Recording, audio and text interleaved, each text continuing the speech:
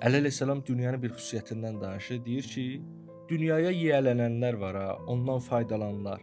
Sevinc içərisində yaşasalar da qəlbləri daim ağlayır, özlərinə xəbəri yox. Çünki qəlb qidalanmır, ruh qidalanmır. Dünyadan onlara nəsib olan nemətlərə görə zahirdə şad olsalar da əslində yorğundular. Görün nə gözəl deyir. Vallah siz bir dünyəvi insana baxın, bütün fikir zikri dünyaya aid olan məsələ. O əslində yorğundur. O əslində özü də bilmir nə edir. O daim çalışır ki, görüm nədən ləzzət ala bilərəm. Ona bir dənə şeyin xəbərini verəndə siz Allah diqqət eləyin.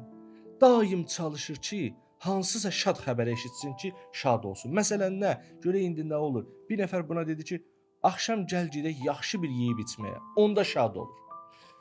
Bir nəfər buna dedi ki, maşınını dəyişmək istəyirsənsə mən sənə köməklik eləyərəm, maşınını dəyiş. Onda şad olur. Qalan hallarda nə hələ ki belə gedir. Hələ ki belə ortadır, gedir. Birdən yaxşı olmayan şeyləri eşidir, düşür, narahat olur, dilxor olur. Nə bilim, baxır biraz borcu var, baxır filandır, baxır yorulub, baxır filan işi də görmədim. Daim dilxordur və elə hey gözü yoldadır, qulağı səslədir ki, məni sevindirən xəbər gəlsin. Nədir səni sevindirən xəbər? Burada maddi bir məsələ var. Məni filan qonaqlığa çağırdılar. Filan kəs deyəsən bizə gələcək. Bilmirəm, indi hərəni sevindirən bir şey var da. Gözü yolda, amma irfan məsləkli insan belə deyil. Daimi Rəbbi ilə danışır deyil, daim şaddır.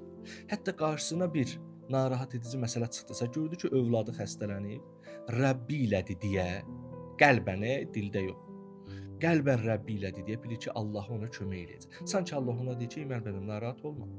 O təkcə sənin övladın deyil, mənim bəndəmdir. Ruzisini yetirəcəm, istiqamətləndirəcəm, hər şeyi düzəldəcəksən, narahat olma. Sən elə məni zikr etməklə keyfini davam elə.